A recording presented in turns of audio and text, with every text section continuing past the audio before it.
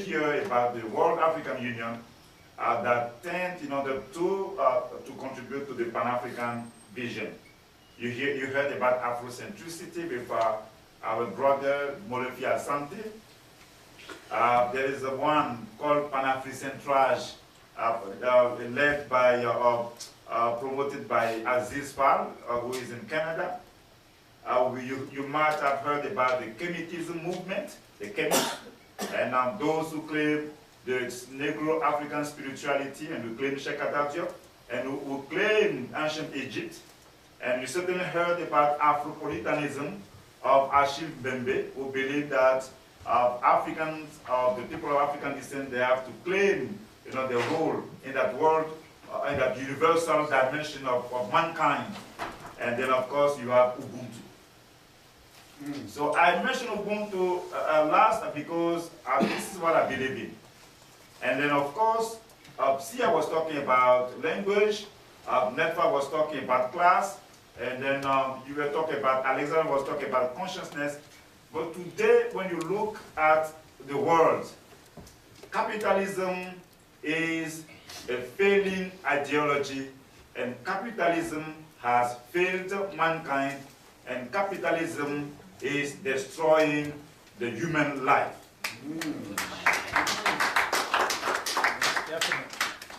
Now, you clapped. I don't know if you're going to clap or what I'm going to say now.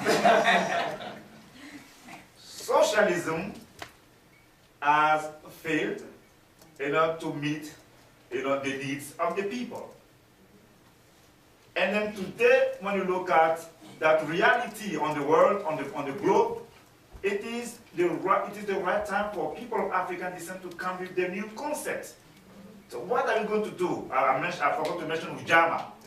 So what are we going to still come and then try to resurrect socialism when you know that the Cold War, in the name of which millions of Africans have been destroyed, leaders have been overthrown by the empire, when you know also that those of us, like in Africa, who try to come and talk about socialism, really later on, they were caught like in that power struggle, and then somehow, because of the interference of America and those new colonial powers, they could not succeed.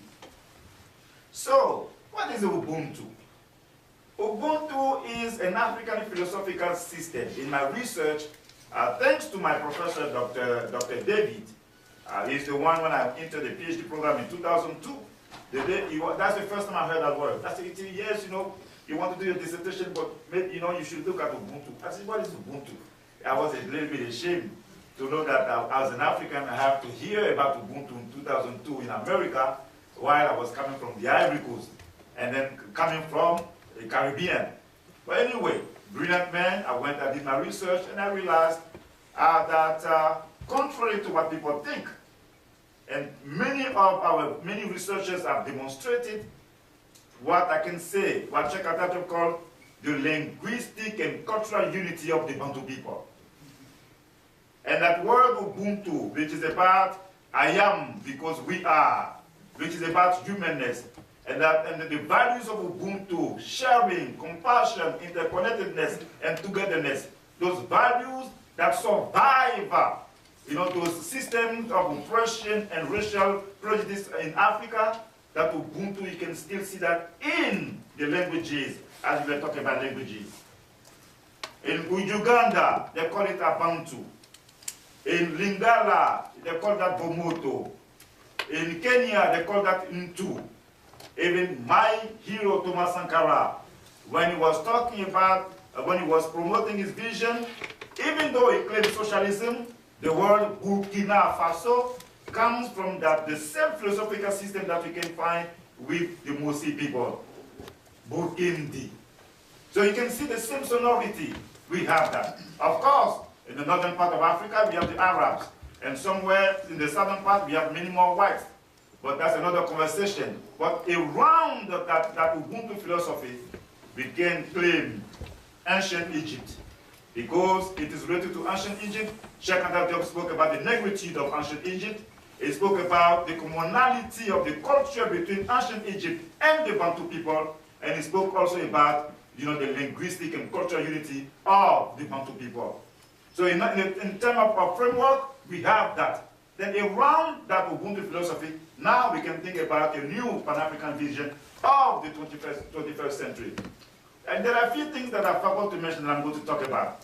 Like when I was talking about Pan-Africanism that entered the hibernation process after the death of Sankara, and then later on we saw Gaddafi try to promote it, and then today, when we think about Barack Obama, even though, please do not jump on me, even though Barack Obama is the president of the United States of America, a nation that is, which is an imperialistic nation, but we have to see Obama as a powerful symbol.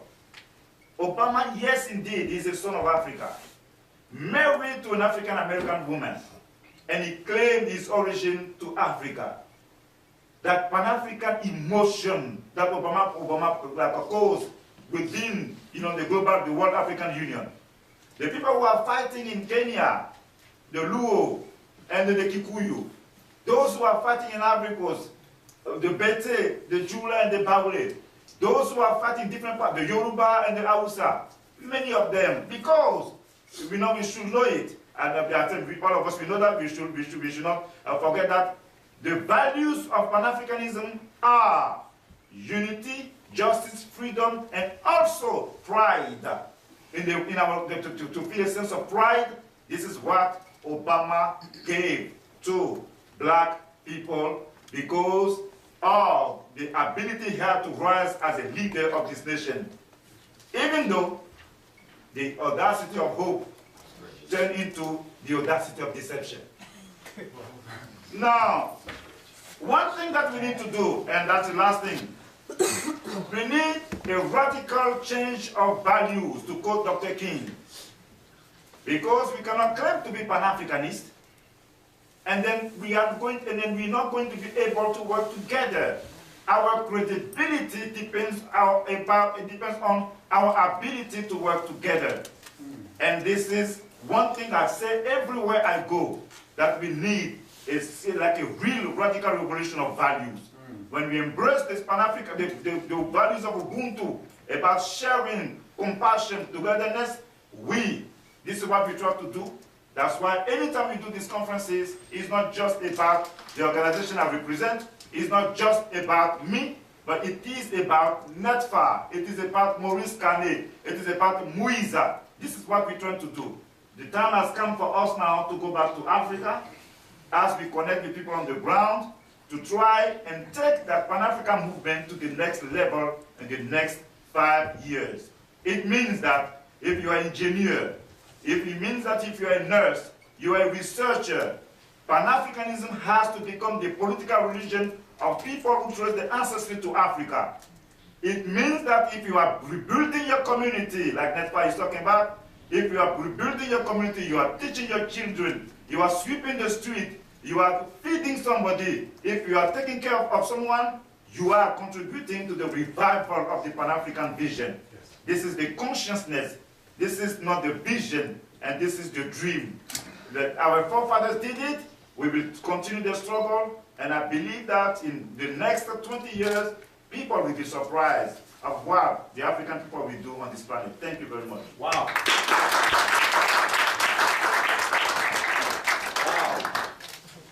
With that, let us come out of the box and let's open up to the community. So what we would like to ask you to do, if you have a comment, please restrict your comments to no more than 1 minute and ask your question, and you can identify the panelists that you want to address by name. And please turn on your microphone and speak into the microphone, as we are being recorded as well. And introduce yourself as well. And remember to turn it off when you're done. Yes, sir. My name is Charles Sharp. I'm with the Black Emergency Managers Association. In that unity, when we're looking at climate change, crisis, man-made, natural, do you see, and our association is worldwide, Middle East, Africa, Central, South America, Caribbean, U.S., and Asia.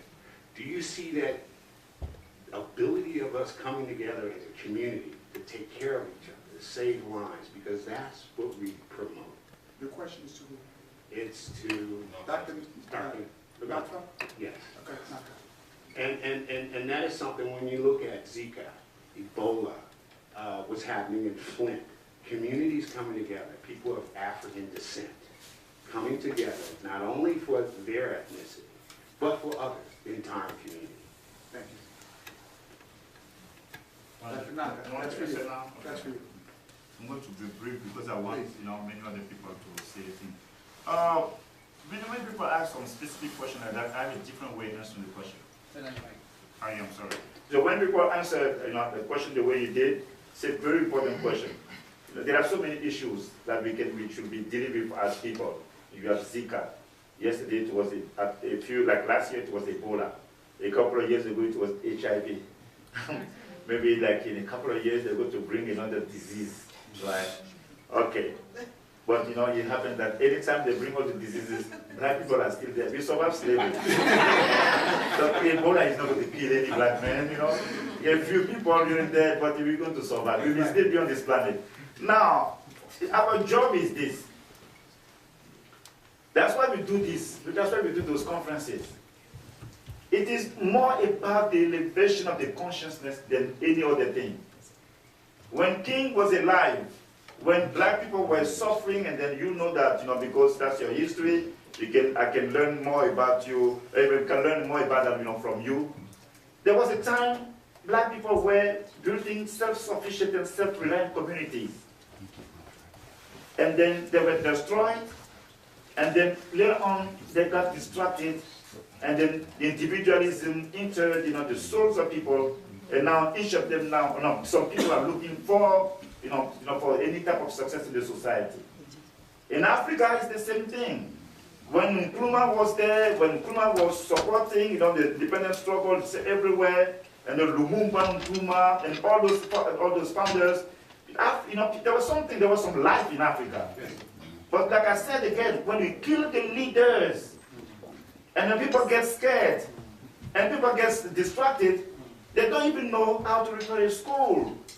Our job is to tell them that, if people cannot do like us, if they are so scared to talk about neocolonialism, right? But go and try and find a need in the community, that you can address. It can be a school that you can repair. It can be some potable water that you can give to people. It can be like as a nurse, maybe you have to try and do something about Zika. So that's enough now that we have all those oil companies are in Africa, and then those. Now, yes, we talk about European. It is true, but China is coming now. China is coming, and then I read a few days ago that China is going to have a military base in Africa. Japan also is going to have some military base in Africa. So it's not just about climate change. It is about the survival of Africans, the people of African descent. And then, of course, all those needs, climate change is one of the needs that you need to address. But the only way to do it is to talk, to exchange, to elevate our consciousness, to learn how to work together, to build trust among ourselves. And this is how, when we can have a critical mass of individuals, then now we can go and try and take over our community and rebuild and repair our broken communities. Thank you, sir. Yes. We have about a little under 30 minutes for this session. I'm sorry? We have about 30 minutes for this session. So please, let's try to get everybody involved. And so when you're answering the questions, panelists, I know it warrants often a thorough, comprehensive discussion, but we're going to chat afterwards. Please make your remarks very specific to the questioner. Yes, ma'am. We just want to excuse ourselves. We're with the Voice of America, and we have another assignment. Could you speak into the microphone? I'm not sure. Can you hear me? I'm Esther with Africa 54. This is the Voice of America television, and I like the conversation. I'm just going to have to raise my voice somehow. We have to leave. We have another assignment, but we'll definitely be broadcasting this. The Voice of America Africa audience is about 100 million people a week. So with thank you so much for your contribution. Sia, thank you for the International Women's Day segment. And so we have to leave because we have another assignment to cover. We will continue the discussion. We'll invite you, Nyaka, and the panelists to the studio. Before to you continue leave, do that. you know when this will be aired? Yes. The segment I did with Sia will go on Monday. And This session? And this other one should go maybe Tuesday. Tuesday should be the day that this airs. And I will send a link to Mr. Nyaka and email that address that we got from you guys. Thank you. You're welcome. Thank you so much, everybody. We appreciate it. Let's have her, could you please introduce yourself and identify the person you'd like to answer your question, please? Our mic's not working. My name is Asmar Augusta. I'm actually not a student at Howard University. I'm originally from Seattle, Washington. I moved to the district 5 years ago for the sole purpose of because of the diversity here and being around African Americans. We don't have that in Seattle, unfortunately. My question is to you, Mr. Freeman. I often have these conversations in regards to, you said support your brothers and sisters and encouraging them to unite and connect with the continent of Africa. However, I have encountered that